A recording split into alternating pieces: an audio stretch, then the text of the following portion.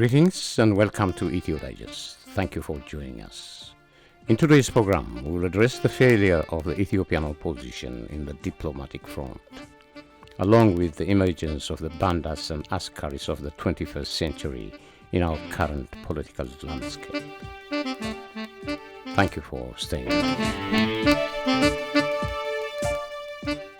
In spite of all the bravery by Ethiopian opposition forces who, on a daily basis, are paying an immense sacrifice on the front lines, in spite of the worsening conditions for civilians in every region in the nation, in spite of the man-made catastrophic devastation of communities everywhere in the country, in spite of the obvious suffering and persecution of Ethiopians, and in spite of realizing that each day under the present regime meant more death and more destruction, most of the Ethiopian diaspora across the globe, especially in the West, have decided to ignore these dire circumstances.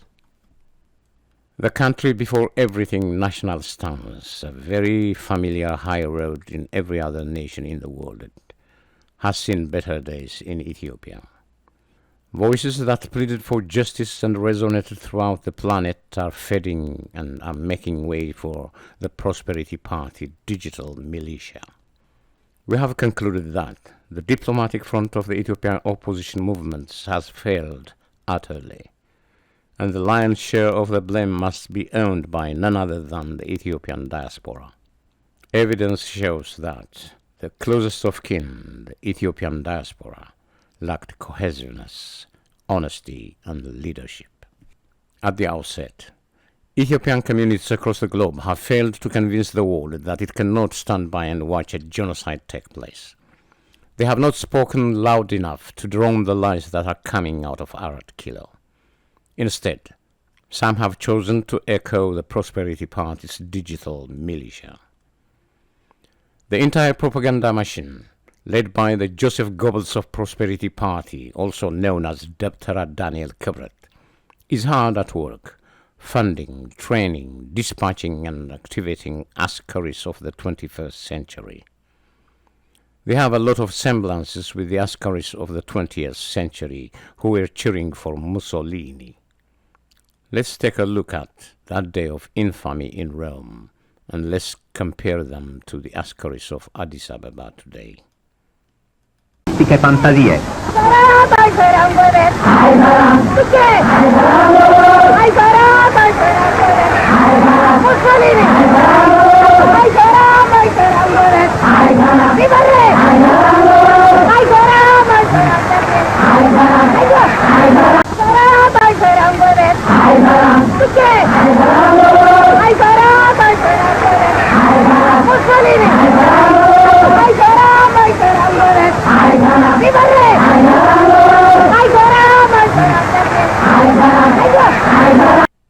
Juxtaposed against this multitude of Askaris and Bandas are a number of critical voices that elevated the people's morale. A number of journalists are still paying heavily for speaking truth to power. And let us make no mistake about it, that several social media outlets have done a magnificent job in exposing the regime and its ploys. But when it comes to creating awareness in the international community, they fall short of covering the territory. There are many who are totally committed to bringing out the voices of the voiceless and are not confused by our polluted political space. But there are a considerable number of outlets who prefer to own the struggle by promoting their personal fame and their financial success. There are those who want a piece of the pie, monopolize the flow of information, bicker about every other item outside the realm of things that really matter. We can list numerous behaviors propelled by greed, but we can also list several practices whose primary obsession, like the BBC Amharic, is staying in the limelight, even at the cost of turning a blind eye to the atrocities. But especially with the Ethiopian diaspora community, the continually changing of alliances and the back and forth between different organizations, political groups, ideologies, and even ethnic backgrounds has become a priority. Duriba Kumsa's hairdo, Zemene Kase's image, and Debretzion's wardrobe, and Abiy Ahmed's makeup will have little or nothing to do with the matter at hand, the ousting of a tyrannical system. But this tabloid-level indulgence and obsession has remained our prime-time preoccupation. Needless to point out that these distractions do not advance the struggle one bit. In fact, this preoccupation and distraction should be considered a hostile move by hostile actors to undermine and defeat the struggle. And if we cannot agree to this, we probably are not on the same page. We are aware of the fact that many in the diaspora had to make a choice between two fundamentally contrasting routes. They either have to follow their personal dreams, or they have to stand for the voiceless and the less fortunate. And unfortunately, failing to forge a template and platform where they could accommodate both, most in this category have chosen to either join the choir and chant for Abiy Ahmed, or decided to never deal with the issue. While we are aware of the existence of people in the diaspora community who distanced themselves from addressing the issue because they are fed up and exhausted by the tragic real-life political drama of the last few decades that only fueled and extended the suffering of Ethiopians. We are also aware of others that include people who have always dreamt of repatriating to their homeland and enjoy the last few years of their lives. They include individuals who have transferred their life savings and invested in the country, or others who want nothing to do with the people or the nation and would only consider the region as a possible holiday destination. Not much can be said about individuals or groups who want to find a reason to support a regime or turn a blind eye to the atrocities, because not much can be expected from an entity that condones crimes against humanity. As we challenged the international community as to what magical number of casualties it's waiting for in order to act, or which magical calendar year it has appointed to stop the atrocities, we must present the same challenges to those who ever claim to have anything to do with Ethiopia. What else are we waiting for? Everything unimaginable and imaginable that can ever take place anywhere on this planet, excepting a nuclear disaster, has probably happened to Ethiopia. Are we comfortable with the daily sighting of a non-stop harrowing sound of blood gushing out of the bodies of women and men, children and the elderly and the youth? Thus, the difference between the people of Ethiopia who are fighting for liberation and survival on one hand, and the people who, for one reason or another, have aligned themselves with Abiy Ahmed is irreconcilable. As articulated by the civil rights icon Malcolm X, it is like the difference between the house Negro and the field Negro. And we all know the house Negro who made it under the shade around Arat Kilo. And we also know the more than 130 million Ethiopians who are the designated field Negroes. It is at this critical junction that we are left with people who have built their fame and fortune by claiming to lead the people's struggle for freedom, and others who swear by every other god or deity to uphold the truth. This very same holier-than-thou preachers and political misfits in our discourse are not only telling us that what they have witnessed in Addis Ababa is a miracle, but they have also ended up being outspoken critics against the freedom fighters of every region in the country. They have a reason: personal interest. For Ethiopian politicians in the diaspora, who are genuflecting to Abiy Ahmed Ali and escorting Adanich Abibi, who are flying on cloud nine and are chanting and praising a juvenile delinquent adopted by a foreign sovereign power, we have no other name but one specially designed word to describe such an act of malaise and betrayal. The word is Banda. We feel obligated to explain our rationale for using the controversial word that has been a point of contention and debate in our historic discourses. Ethiopians adopted the word from the Italian bandito, which in English means a bandit. Though the Italian used it to describe anyone who resisted their colonial rule, the word was adapted to Amharic and took the form banda. In Amharic, it meant one thing and one thing only: an enemy collaborator. A banda in meaning is no different from the Arabic original word Askaris, which was used since the 19th century to refer to Ethiopians and Eritreans who were recruited to defend Italy's East African interest. Openly and incognito, Ethiopians who collaborate with and help the enemy in today's Ethiopia are also known as Bandas and Askaris of the 21st century. Indeed, it is a very humiliating label and an incredibly shameful status for most Ethiopians. We do not hesitate to reward this title to Abiy Ahmed and company, and we are ready to justify our claim with valid reasons. 1. When it comes to collaborating with the enemy and hurting Ethiopia, no one comes close to Abiy Ahmed, who swore in public to appease the Egyptian government against an Ethiopian interest.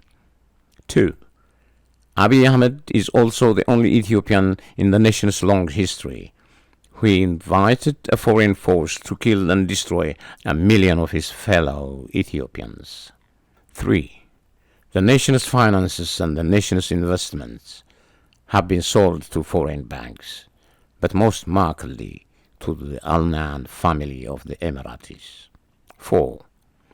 The cruelty and betrayal of the consortium, led by the Banda of all times Abiy Ahmed Ali, did not end there. He sold the health data of unsuspecting Ethiopians for $1.5 billion without their knowledge and consent. 5.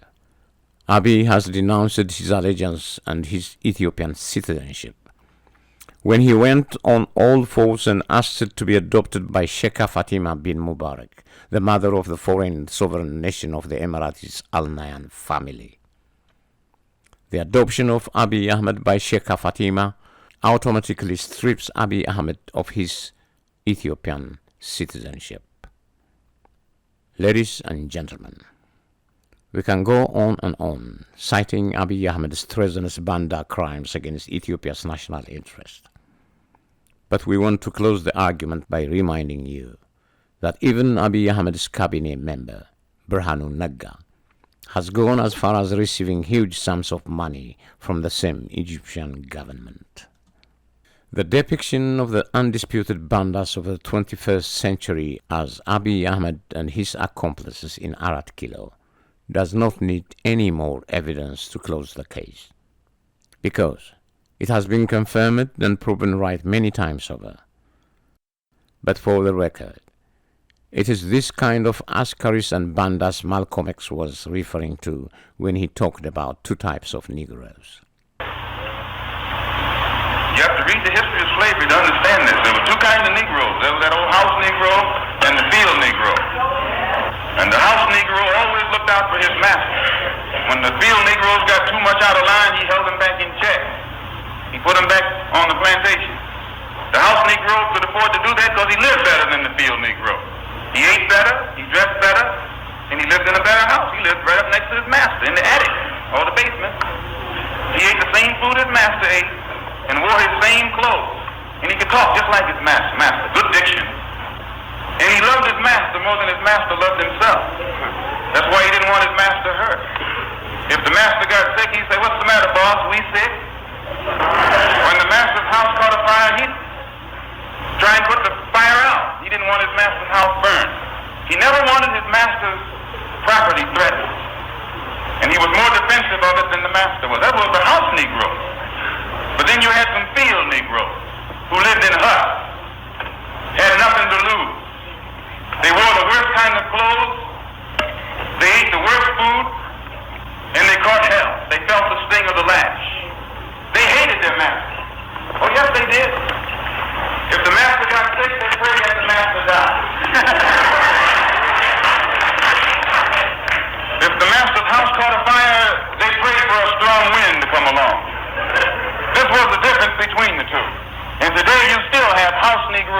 field Negro.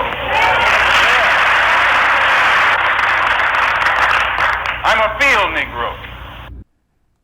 We all know that there is very little remedy for such an ailment, and we also know that such an affliction would humiliate the persona on earth, and, depending on one's belief, it would probably haunt and torment the soul for eternity. For these very reasons, we believe we should not dignify every house Negro that barks to impress his or her own master. Our focus must remain on the central issue at hand, the war of liberation. However, we must admit that the Askaris and the Bandas of the 21st century are right about one thing. Abiy Ahmed has transformed Ethiopia tremendously. He has transformed a relatively peaceful nation and turned it into a gangland. He has turned a nation that withstood European colonialism in the previous 2 centuries to a colony of the United Arab Emirates. In spite of anyone's conclusions as to the causes of all the conflicts that drastically changed the quality of life for Ethiopians, no one can deny that the number of people killed in the last 7 years by their own Ethiopian government has never been matched by any other historical event we know of.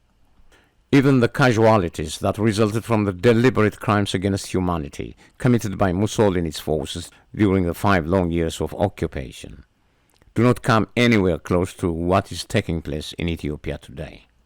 Ladies and gentlemen, there is no comparison at all. But this war of liberation will, in no uncertain terms, achieve its objectives. Therefore, our primary task must include averting the man-made catastrophe that awaits us on our journey to liberation. Here is where the wisdom and courage and the leadership and the commitment and the resolve of all concerned parties becomes obligatory. But equally important, we must look at ourselves and ask, how many demonstrations and protests were held and how many people showed up? How many petitions have been signed? How many investigations have been conducted? And how many reportages have surfaced on the world stage? We know we do not lack the reason, the resources, and the time to sign hundreds of petitions without leaving our comfortable quarters. How many calls have been made to our Senate and House representatives at the federal and state level? How many local council members have heard from their constituents about the plight of Ethiopians? All these initiatives could be handled in the comfort of most homes. In short, if there is the will, there is the way.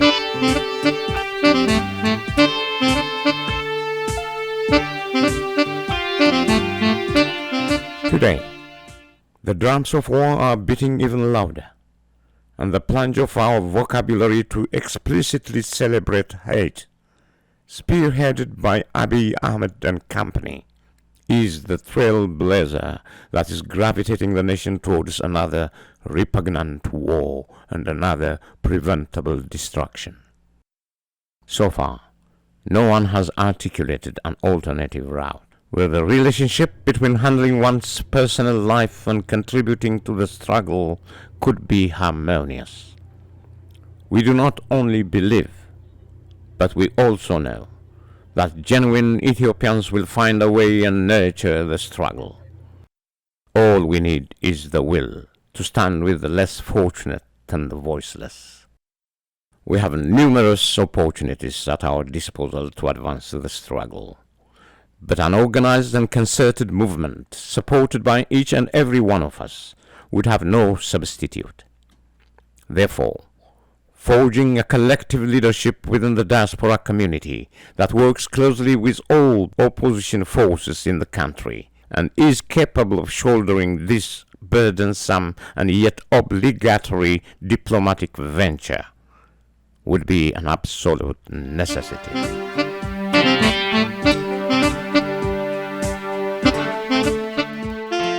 Ladies and gentlemen, would like to hear from all of you who want to share your thoughts on this subject matter.